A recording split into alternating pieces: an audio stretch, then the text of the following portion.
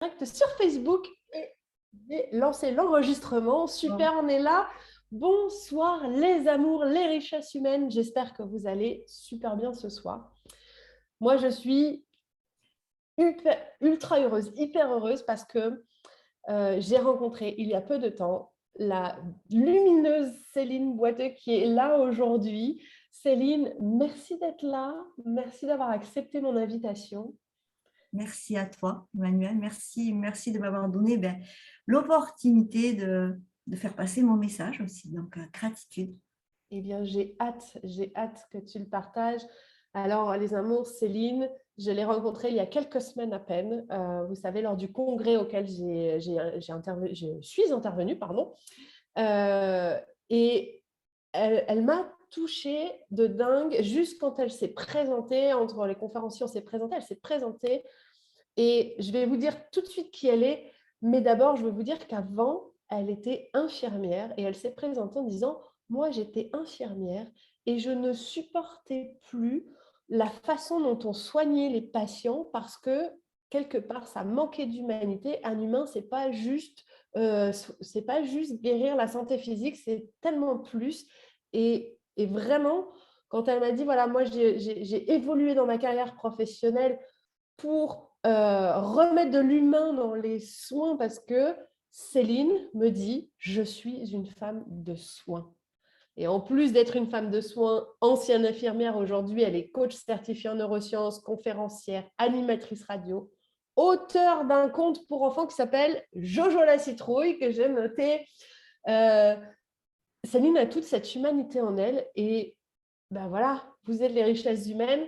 Ma communauté des personnes qui ont une vie professionnelle, qui ont envie d'humaniser leur vie professionnelle, je ne pouvais pas passer à côté de la faire intervenir, de partager son message. Encore une fois, Céline, merci beaucoup d'être là. Merci. Et Merci à toi. Merci pour cette belle co-création. c'est juste magnifique. Ma première question, Céline, dans cet échange ce soir, ça va être, euh, est-ce que tu peux justement, voilà, moi j'ai mis avec mes mots ce qui m'avait touché dans ce que tu as dit, mais est-ce que tu peux nous expliquer vraiment ce que tu as vécu, ce qui a fait ce déclic en tant qu'infirmière? Tu as été infirmière pendant combien de temps? Qu'est-ce qui a fait ce déclic en toi? En fait, moi, je suis diplômée depuis 80. J'ai mon diplôme d'état d'infirmière depuis 98. Il y a quand même un bail. Et ça rajeunit pas tout ça. Et, et donc, moi, j'étais pleine d'idéaux, comme quand on est étudiante, qu'on veut sauver le monde. Moi, déjà, gamine, je disais à mes parents, je veux sauver le monde, j'ai un message à passer. Voilà. Mais je ne savais pas lequel, bien évidemment. Et puis, c'est vrai que j'ai découvert le métier d'infirmière, on va dire, par hasard, parce que à l'école, j'étais différente, hein. J'étais dyslexique, hein, et puis je ne comprenais pas trop ce que je foutais là. Et donc, si tu veux, en fin de seconde, je dis à mon père, je m'en vais, je veux arrêter l'école. Alors, tu comprends bien qu'il n'a pas été du tout de cet avis. Il m'a mis chez les sœurs. Et chez les sœurs, si tu veux, c'était une formation un peu paramédicale, niveau bac. Et on avait un stage à faire. Et je me suis retrouvée, j'avais 19 ans, dans une EHPAD, qu'on appelle EHPAD maintenant, un Cantou, un secteur fermé avec des patients qui ont la maladie d'Alzheimer. Donc, 19 ans, me confronter à la déchéance. Voilà. Et là, je suis sortie, je dis, je vais être infirmière. Donc, j'ai fait mes études, alors là, sans problème, majeure de promo, voilà, alors qu'on ne savait pas ce qu'on allait faire de moi. Avec toute cette envie d'apporter les soins techniques, bien évidemment, à l'hôpital, parce qu'on voilà, on a eu un corps, mais on manquait déjà tellement de temps. On manquait tellement, on passait de chambre en chambre, de patient en patient. Et moi, je me souviens, je disais à ma mère, mais j'en ai marre, je ne peux pas, ne serait-ce que tenir la main à un monsieur je me souviens, qui est un retour de bloc, un traumato, il a mal, moi je lui fais ses constantes, ses machins, je le barre, merci, au revoir. Et Déjà à l'époque en plus. ouais. Et ça, c'était pas possible. Donc, du coup, j'ai tourné de service en service, hein. Et alors, j'avais fait 3 fois le tour, ça y est, j'en avais marre, je m'ennuyais profondément. Et Et donc, du coup, à l'époque, j'ai divorcé et j'ai tenté le concours d'infirmière scolaire. Ok. Euh, Toujours avec cette envie, là, j'étais moins. En plus, j'avais mon petit qui était petit, donc les vacances, c'était très bien aussi, il ne faut pas non plus cracher dans la soupe, mais avec cette envie de faire des projets, d'aller mener les élèves à une conscience, déjà. Hmm. Mais les taux se resserraient parce que l'administration, tu fais pas ce que tu veux comme tu veux. Et voilà, donc j'ai fini à donner du Doliprane et du Spasson et à être là pour mes élèves, j'en vois encore parce que ben, la midi, l'infirmerie, elle était pleine, mais on rigolait et tout ça. Et j'étais jalousée aussi parce que j'étais différente. J'ai toujours été jalousée, critiquée et ça me touchait profondément. Et donc, j'ai changé, j'ai fait un peu de domicile, pas du domicile libéral, du domicile, un CDI, puis un CDD, etc. Puis j'étais mal parce que j'y arrivais pas. J'ai essayé d'être enseignante aussi dans ma partie, en sciences médico-sociales, biologie, éducation à la santé, etc., au sein d'un lycée professionnel, un bac pro à SSP, qui existe toujours, et le CAP petite enfance. Je me suis éclatée avec mes élèves. C'est vrai que j'étais une enseignante différente parce que déjà, j'avais un bagage professionnel. Et c'est vrai que autant il y avait un cadre, autant, je veux dire, on partageait plein de choses. Et là aussi, on me disait, mais non, tu dois t'engager. Par exemple, moi, le moment des examens, si tu veux, les filles allaient au centre d'examen, mais moi, à 8 heures, j'étais avec elles. Et on me disait, mais c'est pas tes enfants, mais laisse-les. Ben, c'est peut-être pas mes enfants, mais je les vois quand même plus de 8 heures par jour, surtout que j'étais la prof quand même qui était. Et du coup, je ne me voyais pas me dire, ben, c'est le mois de juin, c'est les vacances pour moi, ça y est, c'est fini. Et puis pas amener, pas les être là, et leur dire, bon, les filles, là, maintenant, on y va, machin et tout. Et du coup, ben, après, ben, on m'a un peu, voilà, ça a été compliqué. Et en plus, l'éducation nationale, quand on est contractuel, ne te paye pas correctement. C'est-à-dire que j'ai dû partir aussi, parce que je le dis maintenant, mais parce qu'on ne me payait pas. On nous payait tous les 4 mois. Donc, j'ai été interdit bancaire. J'étais Wow. à la galère. Quand tu es en vacation ou en contractuel, parce que je n'avais pas le concours de prof, moi, j'étais remplaçante. Ok, ok. Et donc, je me suis retrouvée dans la galère financière avec un petit garçon, parce que j'étais divorcée à l'époque, j'étais célibataire, une maman seule. Et là, j'ai vécu la grosse galère. Donc là, j'ai travaillé comme une dingo pour essayer de m'en sortir. C'était la galère. Bon, ben voilà, c'est comme ça. Et, euh, et puis, je suis retournée à l'hôpital pour voir si quand même j'ai pris des responsabilités, infirmière coordinatrice. Et là, ça a été la catastrophe. Parce Encore. que parce que ben là, j'étais coordinatrice, je gérais l'équipe, je n'étais pas cadre de santé, coordinatrice, je faisais mon boulot d'infirmière, je faisais les visites avec les médecins, je programmais les visites, j'étais avec mon téléphone et je faisais mes pansements avec le téléphone parce que tu as l'ambulance qui te dit, tu prends les rendez-vous, tu le marques sur un papier, tu le marques sur ta main et tu en oublies et tu fais des erreurs, tu deviens maltraitante. J'ai fait des erreurs, j'ai été maltraitante. Ça, j'ai pas honte de le dire. Donc, ce qui se passe en ce moment, moi, franchement, et les pauvres collègues, et je les salue profondément, le dévouement qu'elles ont. On se met en 5, Ouais. quitte à même à mettre derrière nous notre propre santé. Et ça, moi, c'était pas ma valeur. Moi, j'avais pas fait ce job pour faire ça. Enfin, c'était horrible. Il faut s'imaginer, je fais un pansement d'escar en mettant un papy ou une mamie. Le bord, il est, hein, voilà, tu étais quand même dans ta puissance. Et là, il était comme ça. Ça, Ouais. c'était mon quotidien, quoi. Non, c'était plus possible.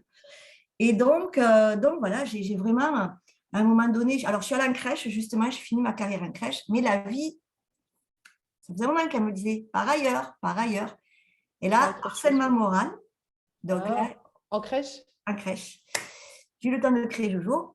Et là, c'est là que je me suis dit, ben, alors j'étais au fond du tout, Mm. burn-out, dépression, la totale. Mais pas tout à fait, puisque ce souffle de vie, je l'ai toujours eu. Et c'est là que j'ai créé justement, ben, on n'en a pas parlé parce que je voulais de te le dire, les Oui, c'est possible, la fameuse série, les Oui, c'est possible sur ma chaîne YouTube, où je vais à la rencontre, je suis la créatrice, le nom est déposé, de personnes, de personnes comme toi, comme moi, des êtres humains, connus, inconnus, on s'en fout, qui ont créé leur vie de leurs rêves. Alors, ça peut être partir d'un boulot, mais ça peut être écrire un livre alors qu'on ne s'appelle pas Honoré de Balzac. Euh, Comme ça. Tu Ouais. vois, c'est une personne, ben là, je suis en contact avec une dame pour un oui, c'est possible, qui est allée un jour à Tahiti et qui, en fait, y est restée parce que ça C'est ce l'a qui, appelée. c'est ce qui m'est arrivé. J'habite en Espagne aujourd'hui. J'y suis allée pour 10 jours de vacances. Je suis jamais repartie. Ça fait 3 ans. Voilà. Et elle crée sa vie, elle est heureuse, elle a vécu des galères, mais là, tu vois. Donc, les oui, c'est possible, c'est ça. J'ai commencé comme ça.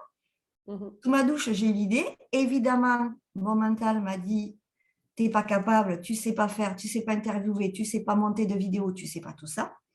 Étant élève aussi du professeur Henri Joyeux, le cancérologue, Oui. il m'a appris la santé et la maladie, parce qu'entre-temps, j'ai eu un cancer. Et Oh, je ouais, savais pas ça. à 30 ans, ouais, j'ai eu un cancer du col de l'utérus, stade 4, où ben, voilà, c'était quand même assez grave. Et du coup, après, donc, j'ai travaillé avec Henri, il m'a soigné déjà, il m'a guéri. Mhm. Et après, ben, du coup, je me suis dit, ben, Céline, qu'est-ce que tu vas faire? Tu ne veux plus y revenir. J'ai dit à mon mari, je n'y reviendrai plus.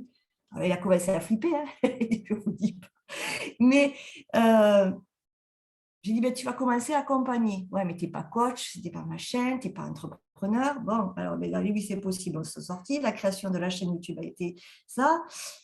Et puis, j'ai dit, on était juste avant la période sanitaire compliquée. Mhm. Et ben, j'ai dit, ben, tu vas accompagner. Tu sais accompagner les familles, tu sais accompagner les malades, tu sais accompagner en fin de vie. Mhm. Tu dois bien savoir un peu accompagner. Plus ce que j'avais fait avec Henri, toute la nutrition, la bonne nutrition. Mhm. Et c'était comme ça que ça s'est produit. Le Covid est arrivé, puis tout est... Et du coup, s'est enclenché finalement. Je m'excuse pour tous ceux qui ont vécu des traumatismes au Covid, mais pour toi, ça a été une opportunité. Cette crise sanitaire a été Ah, l'opportunité ça a pour été réinventer. une belle opportunité et ça m'a challengée parce que j'ai commencé, avant le Covid, j'ai eu mes premiers clients, donc Hmm. j'étais contente.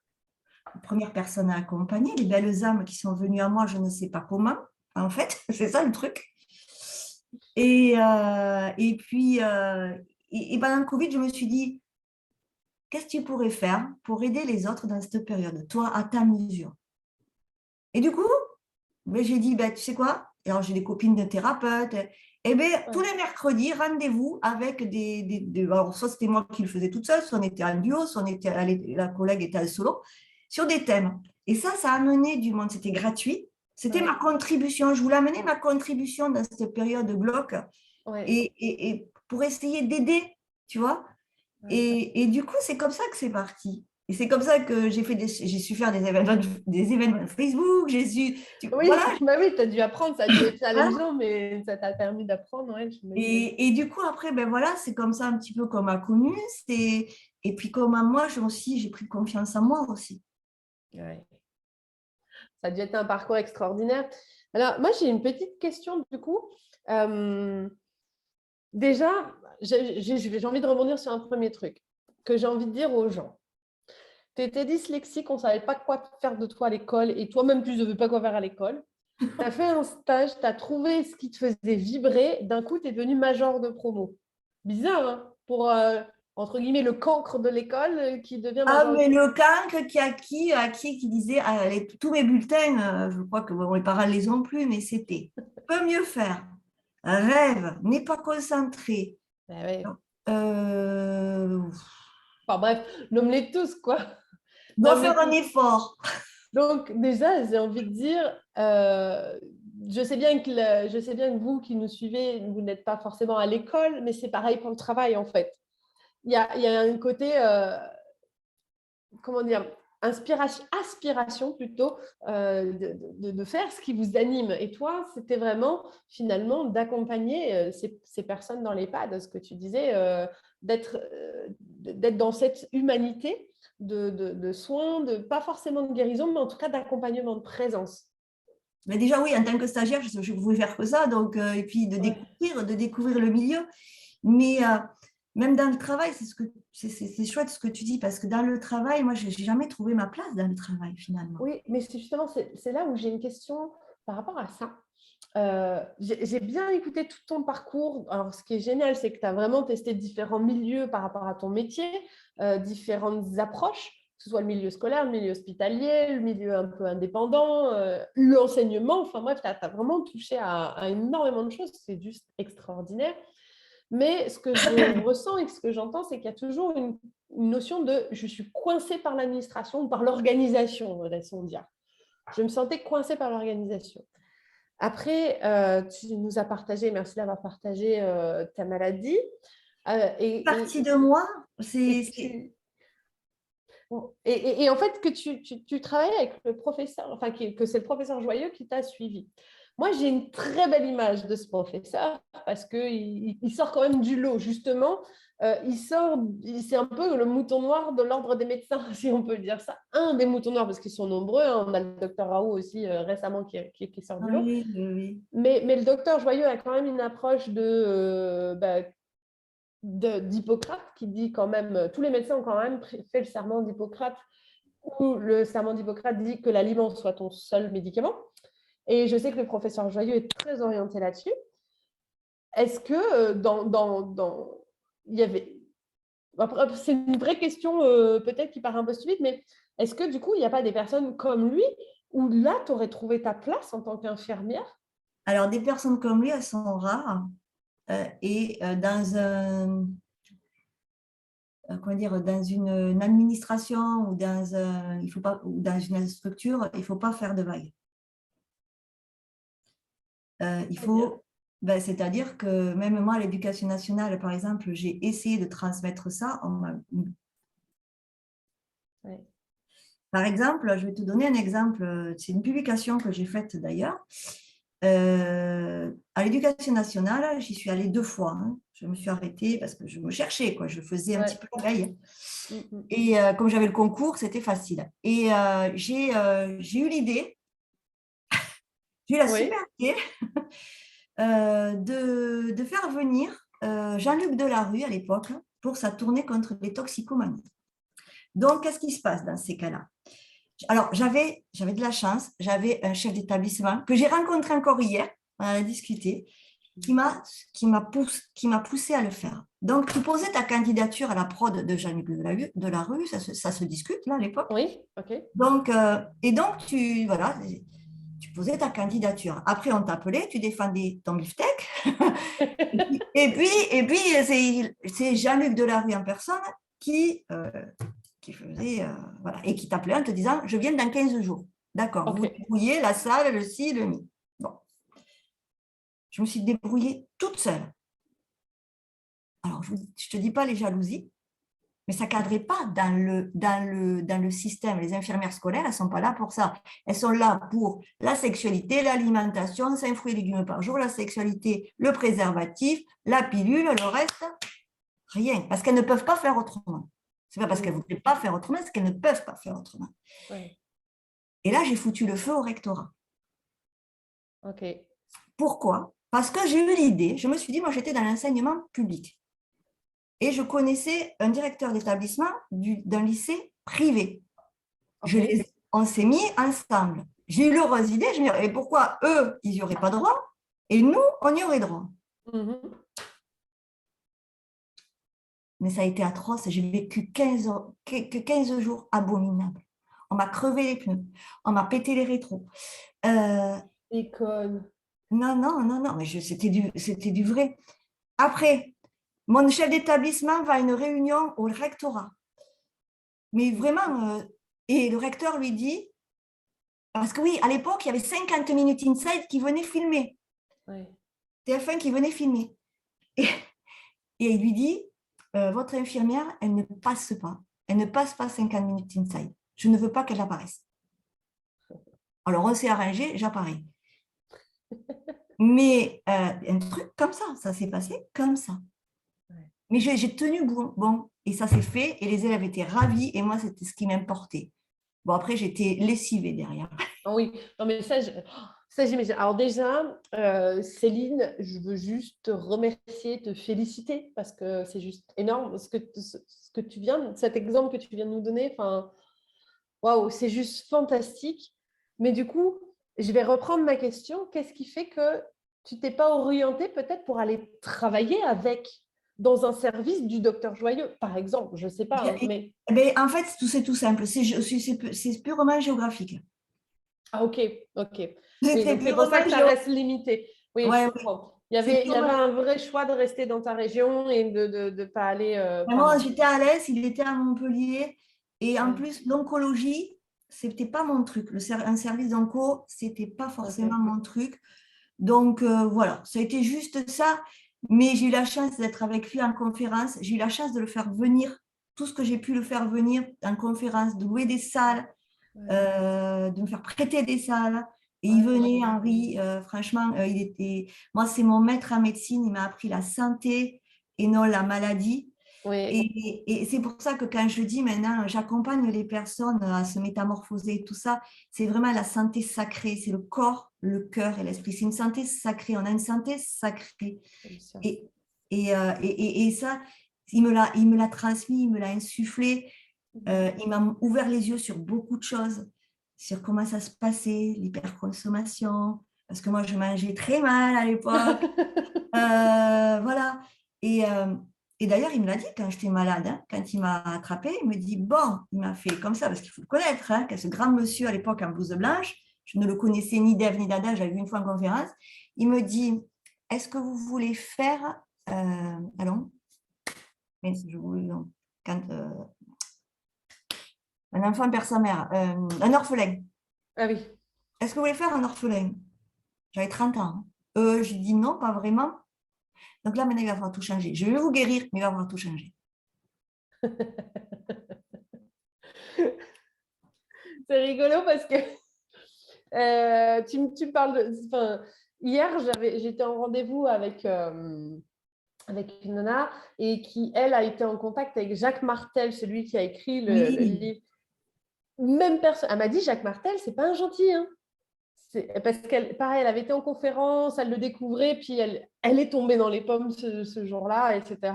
Et pendant ce séminaire, et le lendemain, Jacques Martel lui-même, elle l'a au téléphone, qui lui dit, dans une demi-heure, tu es debout et tu viens.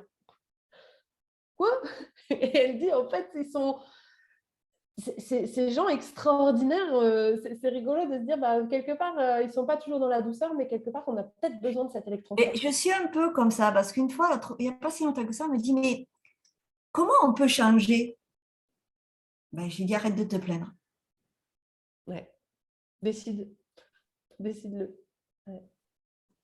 Ouais, ouais. Mais c'est vrai que parfois, il y a des personnes qui ont besoin d'être pris comme ça. Mm. Mais après, je le dis avec beaucoup d'amour, hein, et Oh oui, j'explique ça, j'en suis pourquoi. sûre. Ça, j'en suis sûre. J'explique pourquoi, mais arrête, Ouais. puisque voilà, on le sait, enfin, on le sait ou on ne le sait pas, on est un produit final de notre passé. Si on reste dans le passé, il ne va pas se passer grand-chose, quoi. On est le produit final de notre passé et on est angoissé de notre futur qui n'existe pas encore. C'est le problème de l'anxiété chronique. Je sais, je sais, je sais. J'ai une autre question. Récemment, j'ai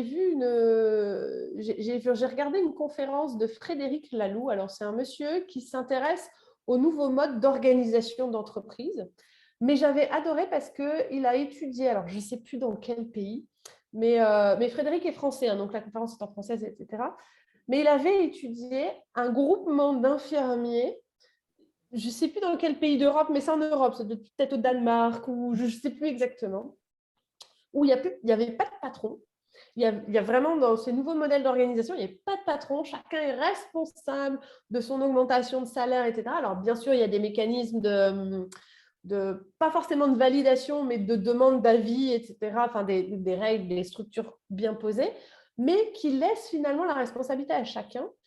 Et il y a une entreprise comme ça qui s'est créée d'infirmiers qui voulait justement sortir du système de je fais des soins, je fais des soins, je fais des soins, je fais des soins, je fais des soins, et qui voulait passer plus de temps à parler avec les personnes, notamment les personnes âgées. Je pense que c'est des infirmiers à domicile.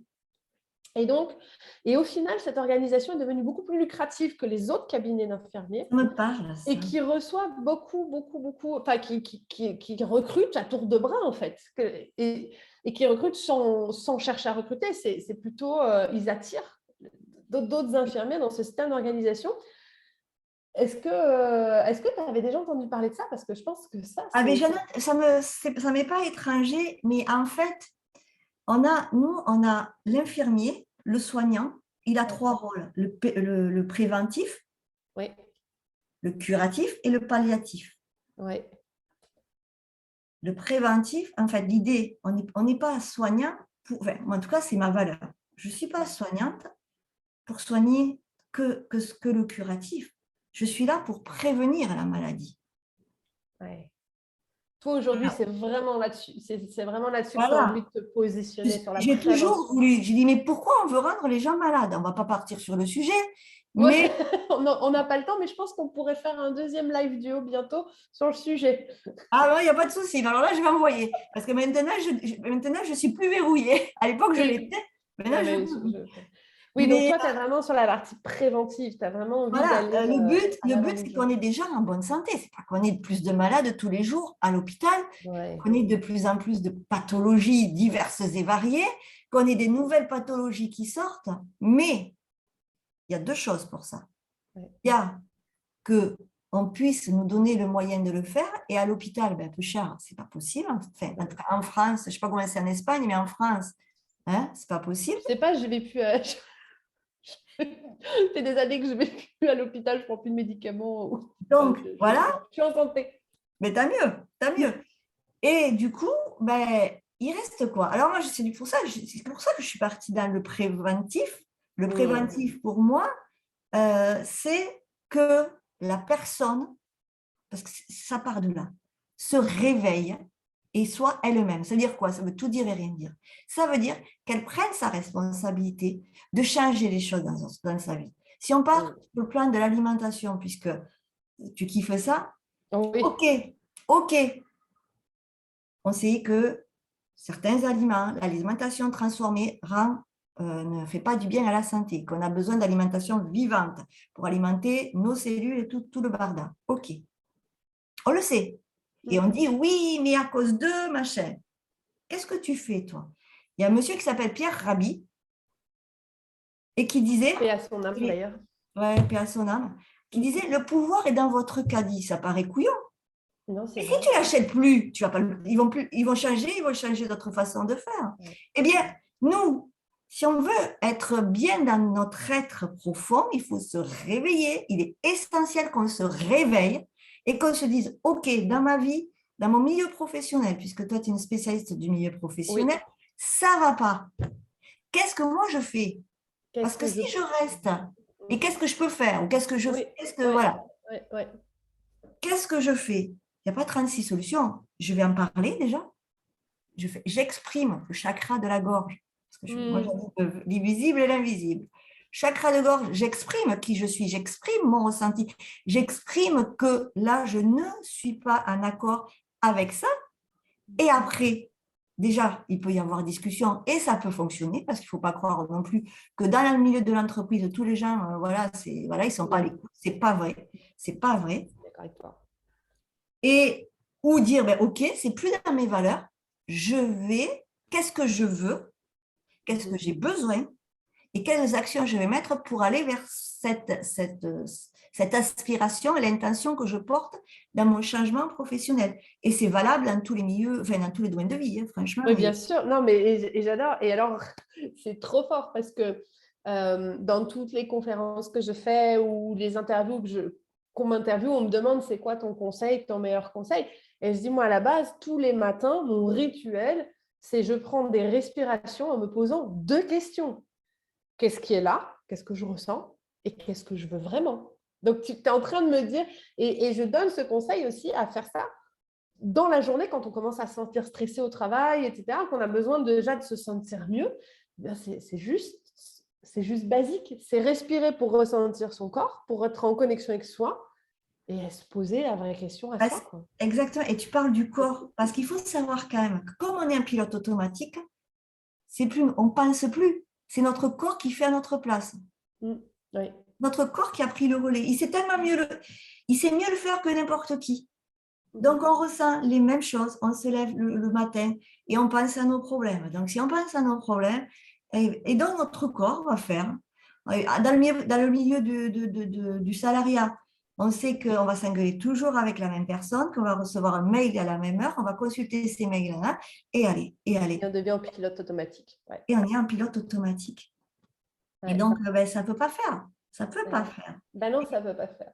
Et c'est l'être humain qui doit changer. Et ça, et là, la prévention, comme ben, Ouais. toi, moi et d'autres personnes, parce qu'il y a la place pour tout le monde, ça je veux le dire, parce que pour On moi, est c'est d'accord. voilà. Mais on est là pour ça, pour accompagner, parce qu'on est tellement un pilote automatique qu'on ne le voit pas. Mais on ne peut pas. On ne 95%, peut pas. On peut pas. 95, ça c'est la coach, la casquette de coach, 95% de nos pensées sont les mêmes que la veille. Comment on veut avoir de nouveaux résultats? Ce n'est pas possible. En se focalisant sur les 5% qu'on peut changer. C'est ça. Ah, Céline, merci. Écoute, Céline, je pourrais parler des heures avec toi. Figure-toi qu'il est déjà 20h02. Ça fait déjà une demi-heure qu'on parle. Ah, cool. Vraiment, merci d'avoir partagé ton parcours. Merci d'avoir montré que, quel que soit notre métier, finalement, moi, ce que je retiens de cet échange, parce que les amours, il faut savoir que je la découvre davantage autant que vous à travers cet échange. Moi, ce que je retiens tout ce que tu as dit, déjà, oui, il y a le préventif, mais avant ça, c'est écoutez toujours votre cœur, votre intuition. Si vous sentez une gêne, ça ne veut pas forcément dire que vous avez besoin de changer de métier, mais juste revenez à vous, respirez pour savoir qu'est-ce que vous voulez vraiment, qu'est-ce qui est là. Et Céline, toi, tu as toujours suivi ça, tu as toujours su que tu étais une femme de soins, que tu voulais humaniser les choses. C'était juste les organisations qui bloquaient quelque part ou qui ne correspondaient pas à ce que tu voulais apporter, mais en tout cas, tu as toujours essayé. Ça n'a pas été facile, hein. Ça n'a pas été facile. Ah non, mais c'est jamais facile. Mais l'expérimentation n'est jamais facile. Mais par contre, voilà, tu sais que tu es une femme de soins et aujourd'hui, même dans ta transformation, dans ton évolution vers du soin beaucoup plus large, préventif, autant santé physique que mentale, qu'émotionnelle, que tu appelles la santé sacrée. Moi, j'ai adoré ça. Tu as toujours suivi ce cœur, cette intuition, et là, tu es en train de trouver l'organisation qui te convient à toi. Ah Et oui. je te félicite parce que c'est vraiment ça que je retiens. Voilà, tu oses suivre ton cœur, tu oses tenter des expériences, aussi difficiles que ça puisse être dans le contexte, etc. Tu as expérimenté différents aspects pour vraiment trouver la voie. Donc, merci de nous avoir expliqué et montré à travers ton parcours qu'en fait, c'est possible. J'ai adoré cette interview. Et j'ai Merci. une toute dernière question pour toi, Céline. Ah. Où est-ce qu'on peut te retrouver? Quelles sont tes actus pour ceux qui voudraient en savoir plus, qui voudraient aller plus loin avec toi, Dis-nous tout. Alors, je vais tout vous dire. Alors déjà, j'ai un site internet, donc www.celineboiteux.com, ça c'est voilà. Là, il y a tout, vous verrez tout. J'ai une page Facebook, un compte Insta, voilà, hein, on s'y est mis. Et puis j'adore ça, maintenant j'adore communiquer. Et après, moi j'ai 3 programmes. Okay. Parce que j'ai 3 programmes. Soit j'ai le programme qui s'appelle OSE, justement. Alors là, c'est mon programme, c'est mon premier bébé. Et c'est vraiment un programme cocon. C'est-à-dire que là, on embarque pour 8 semaines. C'est un programme à la fois en ligne, mais je ne voulais pas qu'en ligne. C'est-à-dire qu'à chaque module, il y a un coaching avec moi. Okay. Et dedans, justement, en plus, il y a le groupe Facebook, ça c'est, voilà. Il y a tous les 1 mois et demi, 2 mois, ça dépend ma vibration, parce que moi je suis beaucoup ma vibration. Il y a un cercle de santé sacrée, où là on va encore plus en profondeur. Ouais. Et il y a des lives de groupe aussi, toutes les 15 jours. Alors ça, c'est le gros bloc. Et après, j'ai les coachings one-to-one. Et alors ça, c'est le dernier bébé qui est sorti, c'est Magimorphose. C'est pour les personnes, justement, qui sont là, qui ne savent pas trop comment prendre le truc, qui voudraient le coaching, tout ça, ne savent pas trop ce que c'est. Donc, ils ne veulent pas s'engager, je peux l'entendre, quand on ne sait pas trop où on met les pieds. Le one-to-one, se retrouver avec moi comme ça, là, peut-être que c'est intimidant. Et donc là, c'est de 4 lives sur donc 4 semaines. Et c'est là, on est en groupe là. Ok. Donc, ça permet, là j'enclenche. On fait l'enclenchement du premier pas. On se pose, on fait le ménage, comme on dit, ce que je veux, ce que je veux plus. J'adore. Premières actions et premières solutions et premières actions. Parce que si on ne fait rien, il ne se passera rien. Ah, j'adore ça. Bah oui, c'est tellement vrai. Je suis à l'écoute de ce que tu dis. Je regarde juste si on a des petits commentaires pendant le live. Donc, continue. Alors, évidemment, tous les liens vont être mis d'ici demain ou plus tard en description. Tout à l'heure, je vais essayer tout à l'heure, mais en tout cas, demain ou plus tard. Je ne vois pas de commentaires à ce moment-ci, mais en même temps, beaucoup de gens vont regarder en replay. Oui. Euh, Céline, merci beaucoup. Mais merci à toi. Merci beaucoup. Merci. Et Merci. merci à tous ceux qui ont suivi ce live. Merci d'avoir été présents en direct ou en replay. Surtout si vous avez des questions, des commentaires, mettez-les. On se fera un plaisir à répondre avec Céline. Ce sera une vraie joie.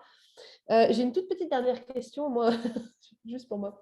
Il faut intégrer ta formation pour participer au cercle de santé sacrée ou il y a un autre moyen aussi d'y intégrer? Et oui, non, il faut. Mais en fait, j'ai oublié de dire, c'est que sur les trois, parce que ça m'est venu là il y a quelques jours, c'est rigolo que tu en parles. Je me suis dit, OK, le cercle de santé sacrée, c'était que pour le programme OSE, OK. Mais moi, j'ai envie de l'offrir en plus sur mes trois programmes, One-to-One et Imagimorphose. C'est le petit, c'est le plus.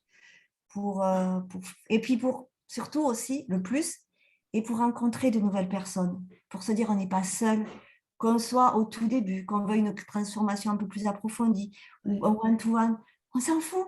Et du coup, voilà, je l'ai inclus dans les cercles sacrés. D'accord, mais il faut avoir une formation avec toi. Ce que je veux Oui. dire, c'est que, sans parler de gratuité, hein, bien évidemment, mais Ah non, c'est alors, même en payant un accès, mais je veux dire, c'est alors pas... je suis en train de sortir quelque chose. Je ne sais pas comment je vais j'ai encore pas, j'arrive pas à trouver encore la Ouais. pelote pour le mettre, mais il y a quelque chose qui se prépare. Ah, donc, affaire à suivre. Abonnez-vous à la page Facebook de Céline. Affaire à suivre. Je dis rien, je l'ai pondu exactement tout à l'heure.